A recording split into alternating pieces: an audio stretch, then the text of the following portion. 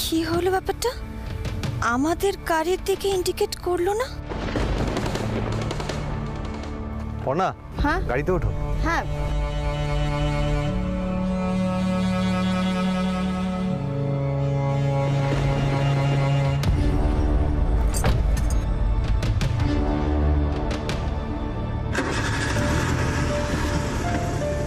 এই তো গাড়িটা বাড়ির রাস্তা থেকে বেরোলো, মেন রোডে উঠবে এবার।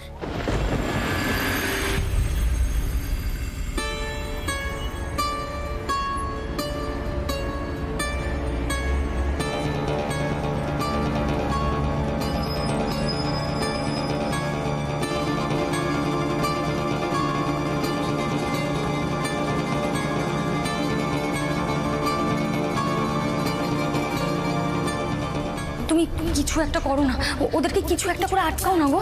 তোমার হাত নদিয়া অবধি পৌঁছবে। এই পর্ণা, এত কি ভাবছো বলো তো? না না কিছুই ভাবছি না, আসলে এত বড় একটা কাজ, সবকিছু ভালো ভালো হলে বাঁচি।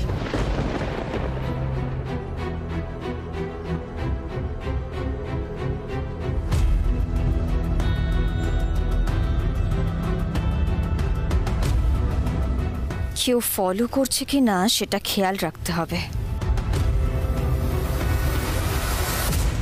এই পর্ণা, কি করছো তুমি? আরে এটা তোমার মেকআপ দেখার আয়না নয়, এটা পেছনের গাড়ি দেখার আয়না। কি যে করো না তুমি।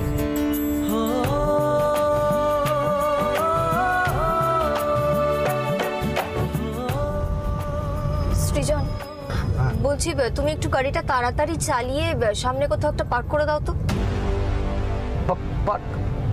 গাড়ি হঠাৎ পার্ক কেন করব?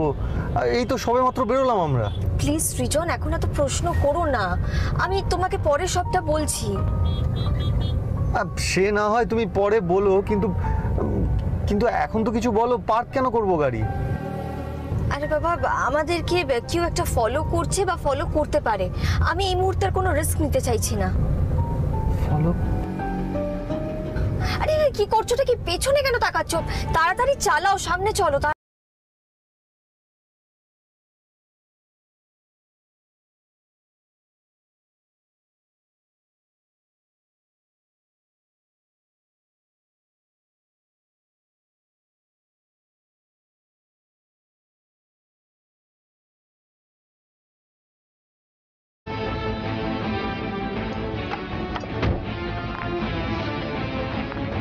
চলো চলো চলো, এসো।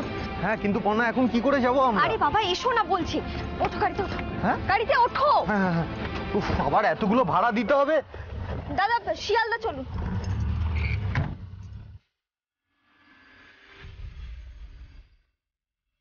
এই তো রে, এই গাড়ি মনে হচ্ছে। নাম নাম নাম, দেখ তো নাম্বারটা। এই যাই। আরে গাড়ির ভেতরে তো কেউ নেই। দাঁড়া দাঁড়া দাঁড়া দাঁড়া। হ্যালো, হ্যাঁ স্যার, গাড়িটা পার্কিংয়ে পার্ক করা আছে, গাড়িতে তো কেউ নেই। বুঝেছি, তার মানে ওরা আমার চোখে ধুলো দিতে চাইছে। আমার নামও সুপ্রকাশ পটব্যাল। আমার চোখে ধুলো দেওয়া অত সহজ নয়। শোনো, ওরা নদিয়া গেছে কাপড়ের থান কিনতে। তোরাও যা নদিয়া, নজর রাখ। কাপড়ের থানগুলো কিনে নিশ্চয়ই বাসে বা ট্রেনে ফিরবে। আর এই কাপড়ের যে কাঠিটা থাকবে না, ওটাকে নষ্ট করতে হবে। না না, ওই কাপড়ের কাঠিটা জ্বালিয়ে দিবি, কাজটা যেন ঠিকঠাকভাবে হয়। ঠিক আছে দাদা, রাখছি।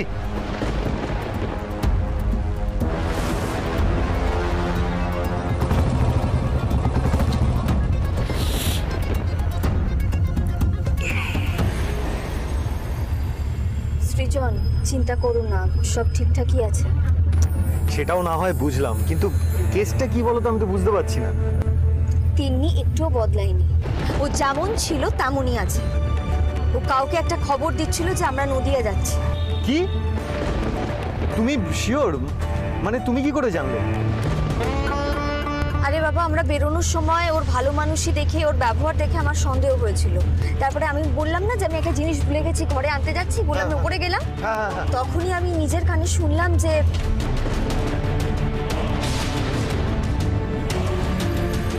তুমি কিছু একটা করো না, ওদেরকে কিছু একটা করে আটকাও না গো। তোমার হাত নদিয়া অবধি পৌঁছবে।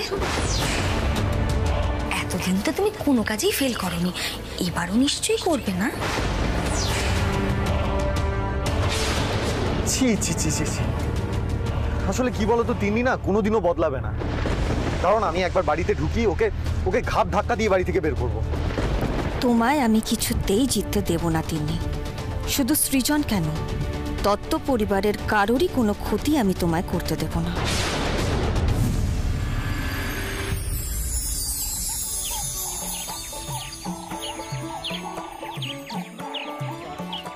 সৃজন, বলছি সব কিছু তো ঠিকঠাক মতনই হয়ে গেছে, শাড়ি ঠাড়িও ভালোভাবে কেনাকাটি হয়ে গেছে। তবে এবার শুধু বাড়িতে ফিরতে পারলেই আমাদের সব শান্তি হয়ে যায়। তবে আমার ভয়টা না এখনো পুরোপুরি কাটছে না জানো, কারণ আমি স্পষ্ট দেখেছিলাম কলকাতায় যে দুটো ছেলে আমাদের গাড়ির দিকে দেখিয়ে কিছু একটা বলছিল। পর্ণা, তুমি এত ভয় কেন পাচ্ছ? তাই বলে ওরা এখানে চলে আসবে নাকি? শোনো পর্ণা, আমি একটা কথা বলে রাখছি, তুমি কিন্তু এবার আমাকে একদম আটকাবে না।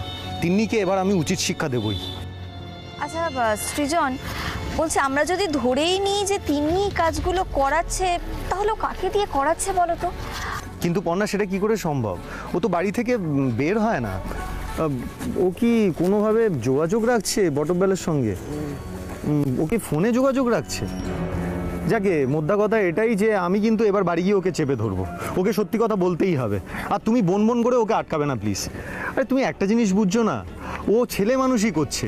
ও কিছু ভুল করলে সেটা তো আমাদেরই বোঝাতে হবে, তাই না? কলকাতা ধর্মতলা, কলকাতা ধর্মতলা,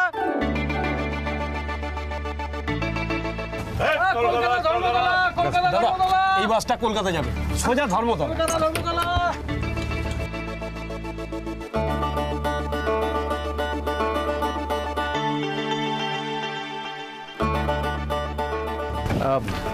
দাদা, ও দাদা, বলছি এই মালগুলো সব কলকাতায় যাবে। এই মালগুলো বাসের ছাদে তুলতে হবে। ও বাবা, 200 টাকা ভাড়া লাগবে কিন্তু মালের ভাড়া, আর আপনাদের টিকিট কিন্তু আলাদা। ওরে বাবা, 200 টাকা? আচ্ছা ঠিক আছে, তাই দেবো না হয়। আচ্ছা দাদা, বলছি যে ড্রাইভার দাদা কোথায় একটু বলতে পারবেন? উনি ওই দিকটা আছে। ও আচ্ছা, ধন্যবাদ। তুমি যাও, আমি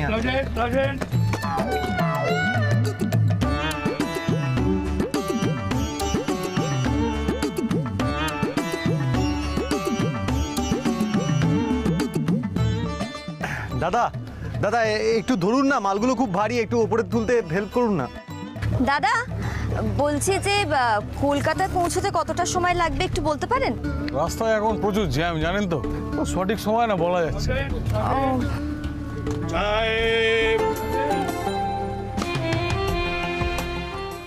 সৃজন, হ্যাঁ একবার এদিকে এসো। দাদা, মালগুলো একটু তুলে দিন না। কি হয়েছে? শোনো না, বলছি যে আমাদের তো এখনো মানে বাস ছাড়তে 20 মিনিট মতন টাইম রয়েছে হাতে, ততক্ষণে চলো না একটু চা খেয়ে নি। কি বলছো, এখন আবার চা? সৃজন, চার আবার কি সময় অসময় আছে নাকি? খেলেই হলো। দাঁড়াও তো। চা দাদা, ও চা দাদা, শুনছেন? একটু এদিকে আসুন না। দাদা, আপনি চা খাবেন? চা? হ্যাঁ, হলেই হয়। ঠিক আছে, এবার 3 জায়গায় দেবেন। হ্যাঁ, ব্যাস ব্যাস ব্যাস। পয়সাটা আমার থেকে নিয়ে নিস। আচ্ছা দাদা, বলছিলাম আমরা যদি মালগুলোর সাথে বাসের ছাদে বসে যাই, কোনো অসুবিধা হবে কি? হ্যাঁ, ছাদে? হ্যাঁ। পর্ণা, তোমার তারটা কি কেটে গেছে? পুরো কেটে গেছে? এইভাবে বাসের ছাদে বসে যাওয়া যায় নাকি? কি যে বল। যাওয়া যায়, খুব মজা হবে। আরে বাবা, বাসের ছাদ থেকে ভিউটা কি ভালো লাগবে বলো তো? সুন্দর হাওয়া লাগবে গায়ে, খুব খুব খুব মজা হবে। আর দেখো, এর আগেও তো কখনো এরকম ভাবে হাওয়া খেতে খেতে যাওনি কোথাও। ওটাই বাকি আছে। তুমি জানো, খুব একবারে বাসের ছাদে চেপে চেপে কত জায়গায় ঘুরে বেরিয়েছো। শোনো, পর্ণা দত্ত না এরকম আরো অনেক কিছু করে, বুঝেছো? তা এই পর্ণা, দাঁড়াও দাঁড়াও, আরে উড়ে যাবে তো। তুমি এটা ধরো। কি যে পাগলামি করো না দাদা, কিছু মনে করবেন না। এই সাবধানে পর্ণা, আস্তে আস্তে আস্তে।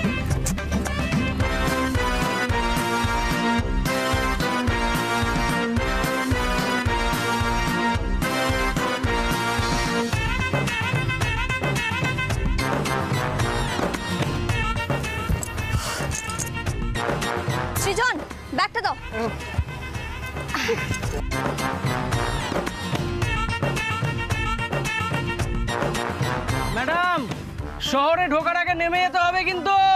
হ্যাঁ দাদা, নেমে যাব, চিন্তা করবেন না। উফ, সৃজন, দেখো চারদিকটা কি সুন্দর লাগছে না?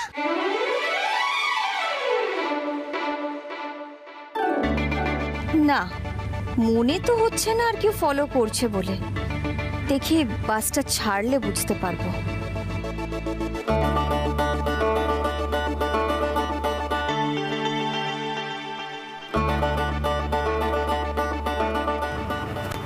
এই সৃজন, কি মজা হচ্ছে বলো? উপর থেকে ভিউটা দেখো কি সুন্দর। খুব ভালো লাগছে কিন্তু বলো, কি ভালো হাওয়া লাগছে না গায়ে? মন্দ অভিজ্ঞতা নয় ম্যাডাম, সত্যি আচ্ছা তার কাটা বইয়ের পাল্লায় পড়েছি আমি। এইভাবে বলো না, কত মজা হচ্ছে বলো তো। এই সৃজন, বলছি আমি একটা গান ধরি। অনেক গান, এখানে গান তো। আরে ভালো লাগবে, দাঁড়াও না।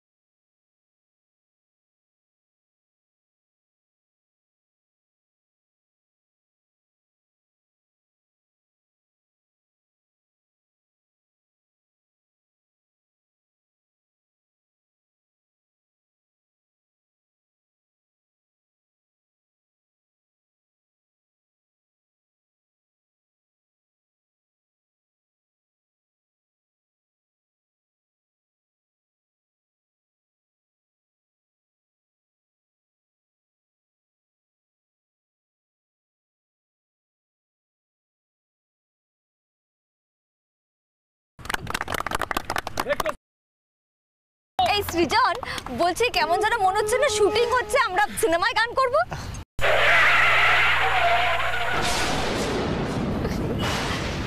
কি হলো, গাড়িটার থেমে গেল কেন হঠাৎ করে?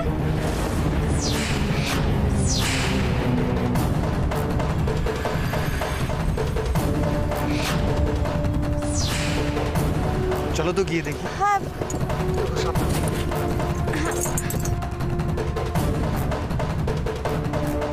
কি ব্যাপার, আপনারা রাস্তা আটকালেন কেন? বাসে উঠতে হবে আমাদের, ভেতরটা দেখবো। এই ছেলে মেয়ে দুটোকে দেখেছিস?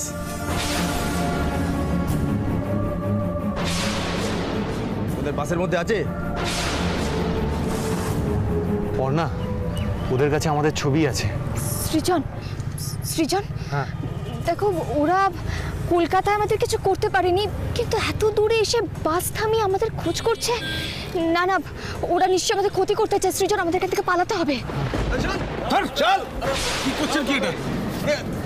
আরে কি করছেন কি এটা? সৃজন, সৃজন পালাও যেভাবেই হোক, চলো।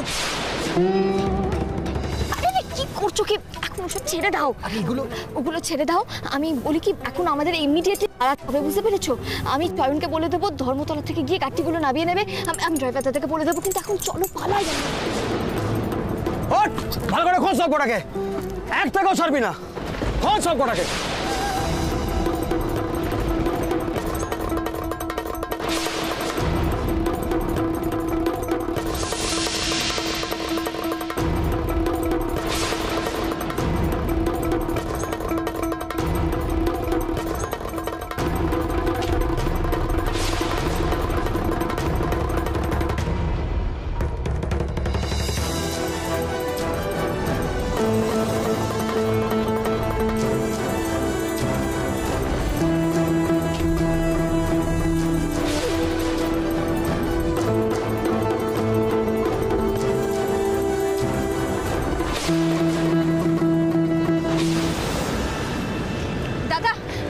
আমি পর্ণা দত্ত আর চয়ন দত্ত বলে একজন ধর্মতলায় গিয়ে আমাদের নাম করে ওই গাড়িগুলো নিয়ে আসবে। হ্যাঁ, আমাদের এখন পালাতে হবে। ওনাকে আপনি প্লিজ দিয়ে দেবেন।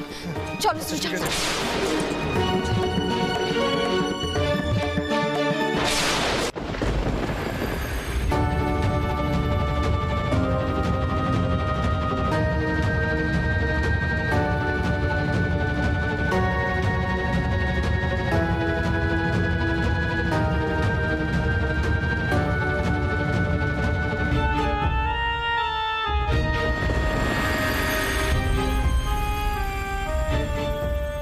কোথায় গেল বলতো মেয়েটা? কোথায় আবার যাবে? এখানে কোথাও লুকিয়ে রয়েছে, খোঁজ ভালো করে।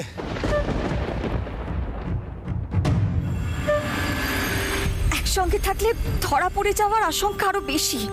সেই জন্য তো সৃজন পালালো আলাদা হয়ে যাওয়ার জন্য। কিন্তু কিন্তু এরা তো আমার পিছু কিছুতেই ছাড়ছে না। চল নেই।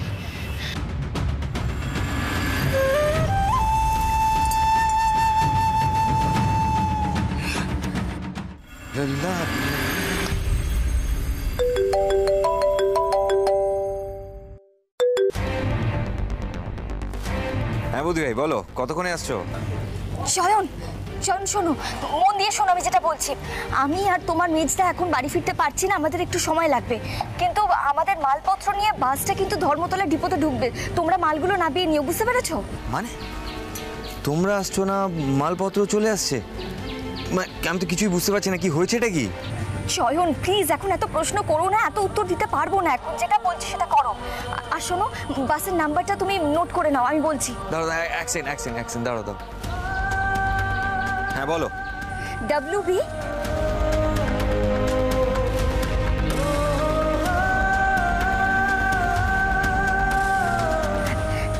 নোট করেছো?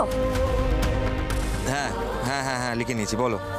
শোনো, আমার যা বলার আমি ড্রাইভার দাদাকে বলে দিয়েছি। তুমি শোনো, মালগুলো নামিয়ে নিও। আমি এখন রাখছি। হ্যাঁ, হ্যালো হ্যালো বৌদি ভাই, হ্যালো।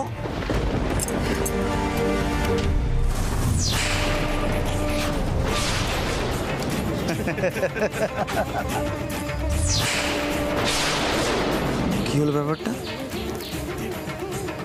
ব্যাপারটা তো ঠিক ঠেকছে না। রুচিরাকে জানাতে হবে।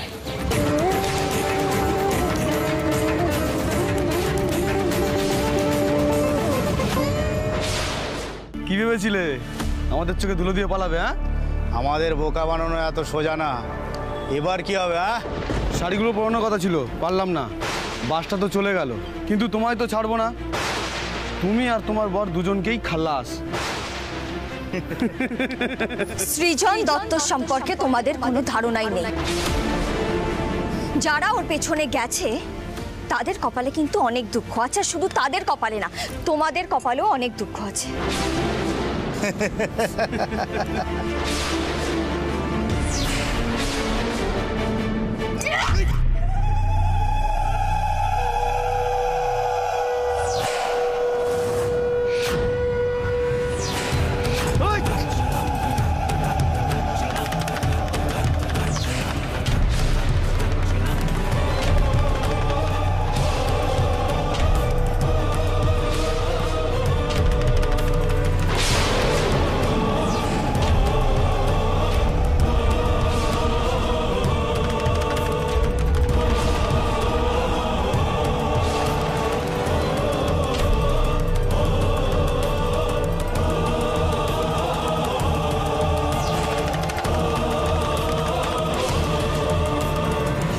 দুজনকে তো ঘায়েল করলাম, কিন্তু সৃজনকে তো এবার খুঁজতে হবে। সৃজনের তো এতক্ষণ এদিকে চলে আসার কথা ছিল।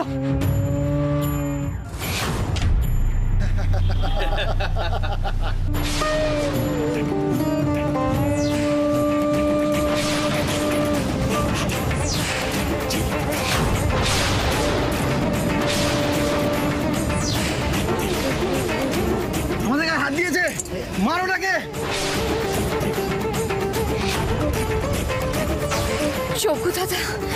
চকু দাদা, এ তো বিপদের ওপর বিপদ। সৃজন আমার সঙ্গে থাকলে আমি এতটা ভয় পেতাম না, কিন্তু এতগুলো লোকের সাথে আমি একা কি করে পেরে উঠবো? কিছু তো একটা করতেই হবে। কি করে?